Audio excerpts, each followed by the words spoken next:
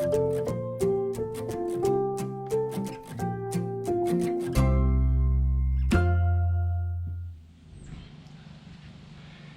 everybody, it's Jim, the Lake Effect Gardener. I'm back after what seems to be quite the long hiatus, and for that I send my sincere apologies to everybody. It was just one of those things where life kind of got in the way and things were happening that, something that, it's things that you don't really foresee or plan on and whatever. I don't want to get into that, but I'm back, and I just kind of wanted to say, like I said, I'm sorry, and I'm actually happy to be back. I honestly had everybody, my viewers, in the back of my head during this extended vacation that I took from YouTube.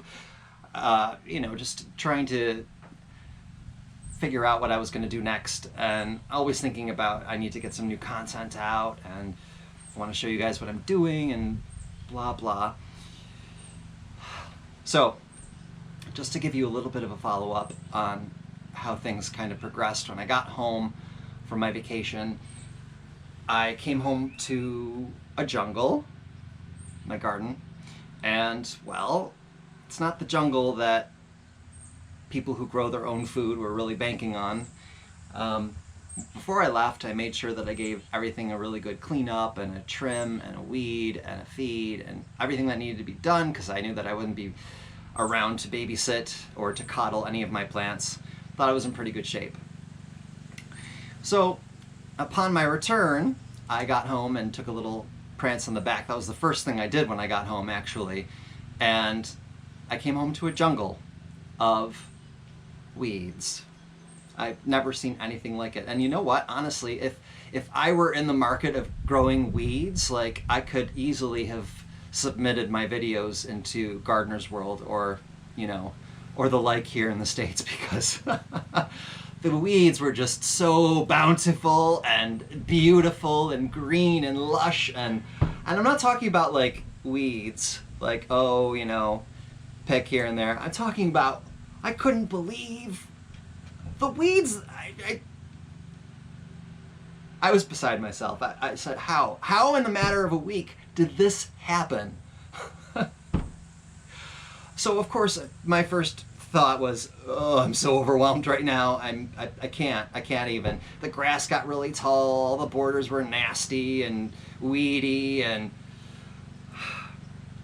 so I knew that I had some stuff to do. I knew I had some work to do. And then life kind of caught up with me, and it kind of went on the back burner. And I'm the type of person, I always tell people I'm such a Cancerian. My birthday was on the 20th of July, and I'm a Cancer, and I'm sorry, but it's true. It's like, when things happen and go wrong, I tend to retreat into my shell and not I don't know, take responsibility. It takes time, we'll just say that. So anyways, the fog lifted, I got into the garden. It took me a day to get through all the weeds. Once all the weeds were taken care of, I realized that some of my crops died. Some of them were chewed down to nothing. A lot of my greens, like my lettuce and stuff like that, bolted. And me being the type of person that I am, I'm like, oh, this could be salvageable. So I'm out in the, the brassica bed, taking pieces of lettuce off of these towers, which, immediately what's going to happen, right? You taste it and you're just like, that's exactly what's happened. But it was kind of funny. I mean, it was a comedy of errors, because I go on to the next plant. I'm like, oh, this will be fine. I can harvest this, So anyways, I had to tear all of that out, tore all the weeds out, got rid of some of the dead stuff. And then once that was all taken care of, I got everything cleaned up.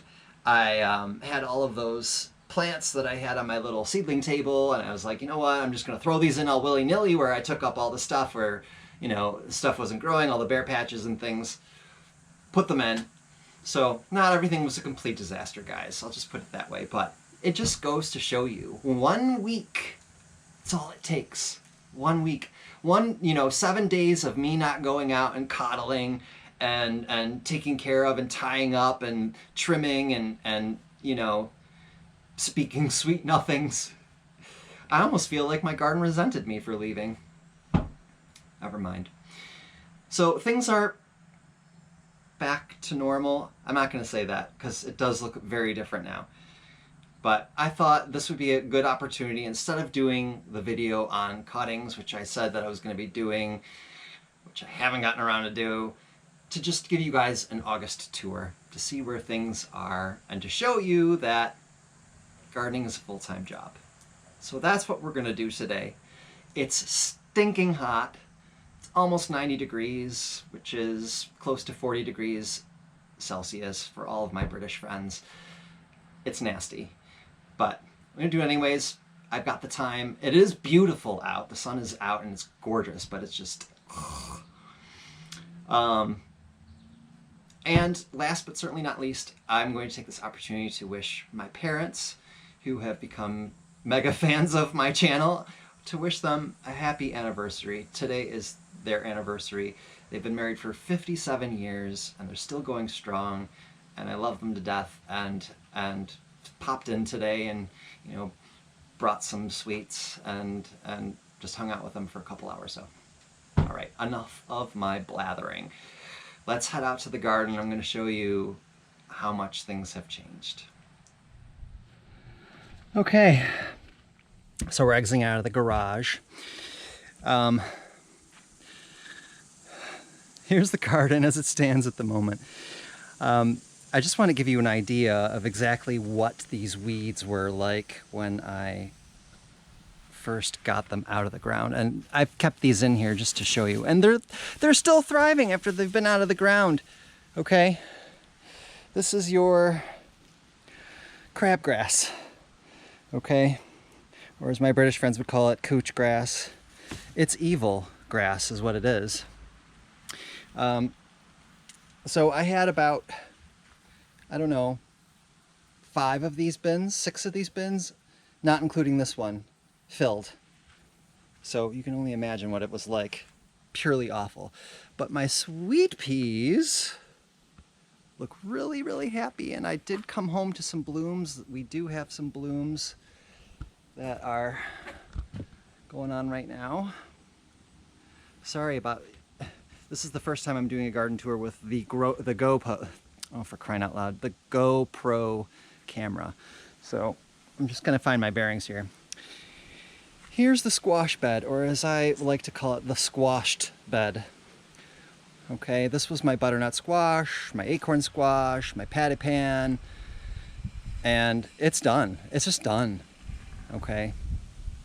Squash got a big old 0 in the classroom this summer. Big old 0. Big old F. I did get 1 patty pan, which I for some reason just left there. I don't know if it's because I'm admitting defeat or whatever, but there it is. I'll harvest that. Harvest. There's nothing to harvest. I'll just pick up the fruit and be on my way. Over here we got the green bean bed, and this is nice. It's got its second flush. I'm going to harvest that. The Burgess buttercup that I had growing up the bed trellis, or I should call it the dead trellis. Yeah.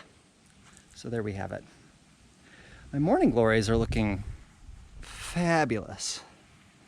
Okay, they really, I mean, I think it's one of the nicest things. It's very misleading when you actually come into the garden. You see this bountiful teepee that's just filled with gorgeous purple blooms, and then you look to the right or the left and you're like, and what happened here? So here is my pepper / tomato / melon bed, and the peppers are looking very sad. But I do have 1 fruit, I think, almost on every single plant. So, yeah, there's one there. And there's a little one there. This one looks pretty nice. Okay. Yeah. Tomatoes are coming in beautifully. I've been having a really good year with tomatoes, so I'm happy about that. And remember, the indeterminate varieties I have on either side, that's the Arkansas Traveler, and then in between is the Mountain Pride, and everything is really starting to come into ripeness. So I've got a lot of fruit set on all of these plants, and I've actually did a pretty big harvest this morning to bring over to Mom and Dad. So that's nice. The zucchini bed / summer squash bed. Yeah, not much to say about that. The delicata seems to be taking on new life and new growth, which is lovely. The Malabar spinach that I planted along the back has stunted.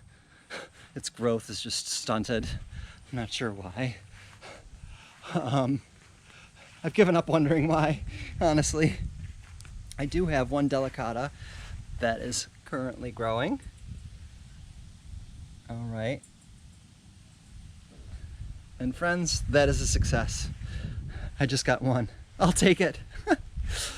Okay, here is the bed that I made, the raised bed, and everything's doing really, really well in here. The climbing beans are beginning to climb up the poles, and the sage and the lavender and the other herbs are doing really, really well. So, yay. Yay for that one. We're gonna move along now to the 12 by 12 bed.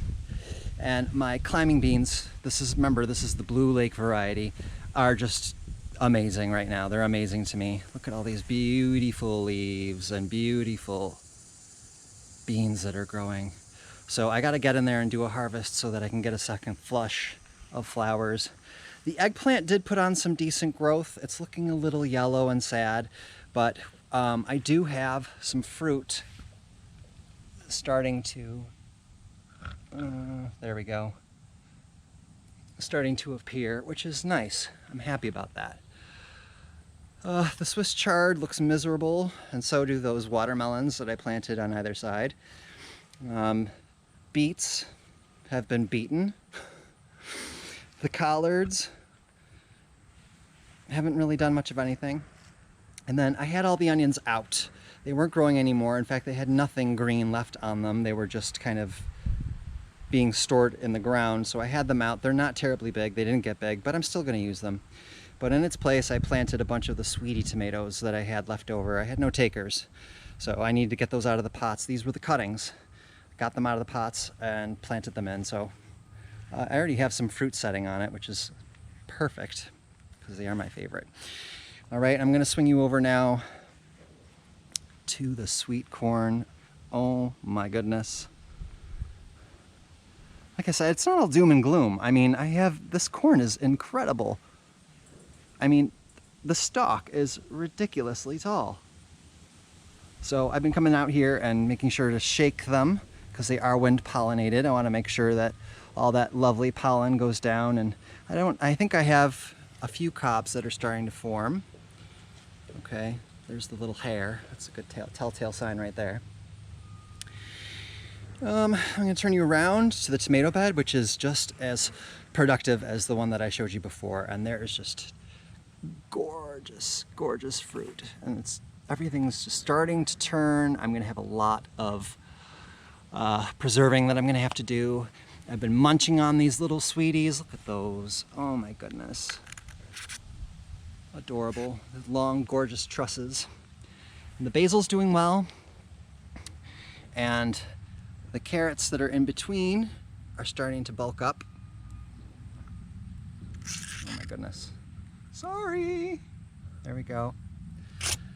And I've got this Minnesota midget cantaloupe, which is, can you see it?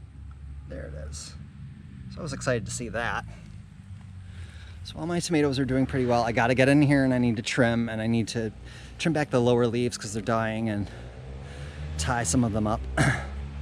My watermelon in between is going nuts, which I'm really happy about, and I do have some fruit. I'm just going to swing you down here.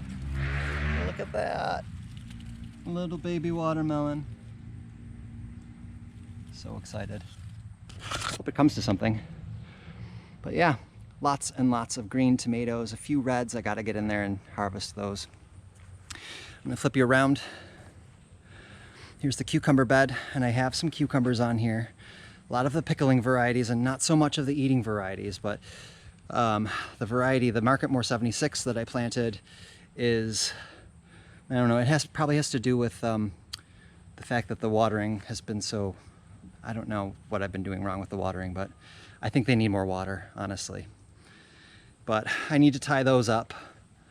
The broad beans in front of them are done. I'm just kind of letting them, I got a few pods on there. I'm just going to kind of let them dry there so then I can save the seed and maybe give it another go next year. But it was my first year. It's not something I'm terribly used to. Then right in front, we've got the green cabbage. And this hasn't put on a lot of growth, honestly.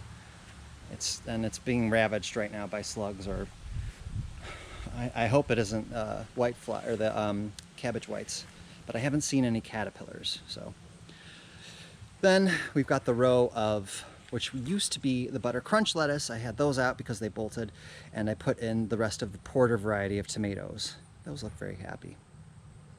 The pak choi that's behind it, just, I don't know, it's not finding their stride. Like I said, perhaps this is too sunny and hot for it. The Mizuna, however, in front of it has put on a lot of growth. So I'm happy about that. That's a good thing. Okay, one more bed. I'm sweating like a beast, and that's my brassica bed. Beets, again, beaten. Sorry about my shadow. Oh, I can't get the shadow away. We'll come around this way. There we go. Yeah, they're,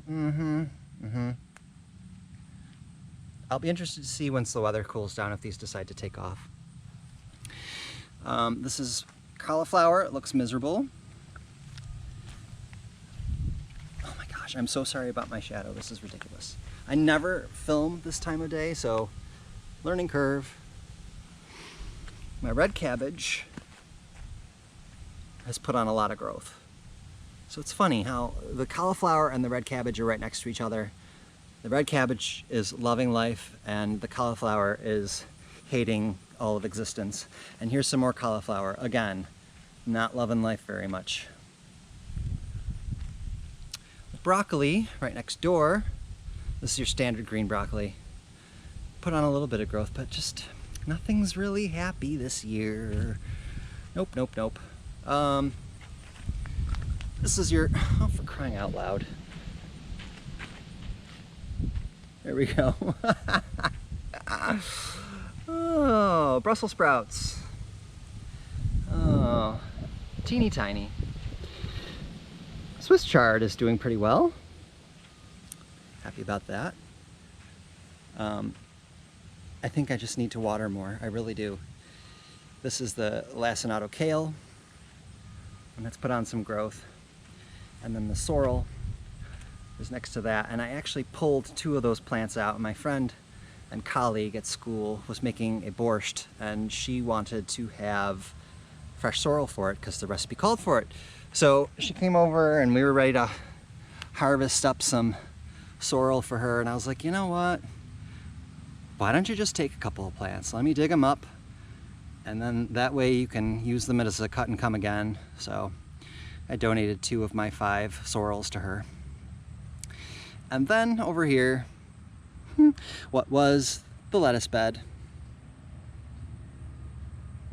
all torn out now, and I sowed new lettuce seed, and I kind of just broadcasted it instead of doing neat rows. I kept them within like the confines of where I want them to grow, but I kind of just broadcasted the seeds because I was lazy. Okay, there, I said it. Yes, I was lazy. All right, one last thing out here, and that's the pumpkin bed. Lots and lots of dieback on this pumpkin bed. It looks so pathetic, and I have absolutely no fruit. The fruit that was on there shriveled up and died, and this is what I'm left with. Not very pleased. But you know what? I learned my lesson. I really did. And I honestly think, and I'm not playing the scapegoat here, but I honestly think that I was given a bunk load of compost, because I go on this trip every year and I never had any issues with it at all. I've always come back to a really, really nice garden. So I don't know. I don't know. And come back around here. I just walked through a big spider web. My Honeycrisp apples are really beginning to bulk up. Oh, they are lovely. Let's go look at these over here. Ah, what a happy sight. I'm so excited. Apples. I've never had apples here. You win some, you lose some, folks. I mean, that's kind of like a given when you're going into the whole gardening thing. You really just, you gotta expect that not everything's gonna be perfect. Here's the seedling table. And while I was gone, we had some pretty bad weather. And the leaf on this table malfunctioned. And you can see the piece of the table that's been broken off. Well, I came back to a decent amount of my brassicas and lettuces that I was going to plant in the tunnel. I found them strewn all over creation. I managed to save as much as I could. Okay. So those will go in the bags, whatever I've got left here. And I'll probably do that this week or next week, just to get them in the bags in their final place. And then we're gonna go into the tunnel. Pardon the mess in the tunnel, it's become a bit of a storage unit at the moment. But things in the tunnel look amazing. Okay, so remember this is my porter. There's 2 bags of porter tomatoes here. Okay, with 2 plants each. Then I have the Consoluto Genovese. Okay, then I got the sweeties. And then we've got that one beefsteak variety. And look, really big surprise, guys. Look at my summer squash. Look at my black beauty zucchini and my yellow straight neck squash. Junk. Absolute junk. The end. My cukes, on the other hand, went crazy. And as you can see, they have climbed halfway up my trellis that I planted, and they're already starting to send out flowers. So I should be getting some fruit from that pretty soon. So, yay! You win some, you lose some, my friends. That's all I have to say about that. Okay, we're gonna head back out. Just gonna give you a quick flash of all the lettuce I pulled in my compost pile. I gotta break that up, and I've gotta turn these piles over, but yeah. So, there we have it. Oh, I forgot to show you one more thing. My taters. Yes. They are doing really well, and they're setting flowers, which I'm thrilled, because that means that they are almost ready to harvest. All right. Very good. There's my shadow for the umpteenth time. Right, gonna head back in the shed and have a little chat. There you have it, August tour. Very interesting, very interesting. I know I was sounding a little blasé as we were going through, like, oh well, these are dead, and you know, this, that, and the other thing. I obviously care. I do care about it. There's just so much you can do. You know, I'm not gonna dwell on the fact that a lot of my things have perished or have not grown or whatever. I'm not gonna dwell on it. Like I said, gardening is one of those things. It's hit or miss. You know, you win some, you lose some. I'm still getting loads of green beans. I'm still getting loads of tomatoes. I'm hoping, fingers crossed, that that sweet corn is going to deliver. It looks gorgeous. And then when the weather cools down, the brassicas hopefully will start to take off. So it's not a complete loss. And I still love doing it. I really do. I don't necessarily love soaking through my shirt with sweat, just giving you a tour, but it comes with the territory, right? So that's it, friends. Yeah, this is not a terribly long one, but it's a video nonetheless, and as I said before, I did miss you all. I'm glad to kind of be back in the saddle. There are a couple of things that I might be thinking about doing. One thing that has to be done absolutely is I need to harvest some of my herbs / herbs. A lot of them are starting to go to flower, and they're kind of moving beyond their prime when it comes to harvesting them if you want to use them for teas and tinctures and things like that.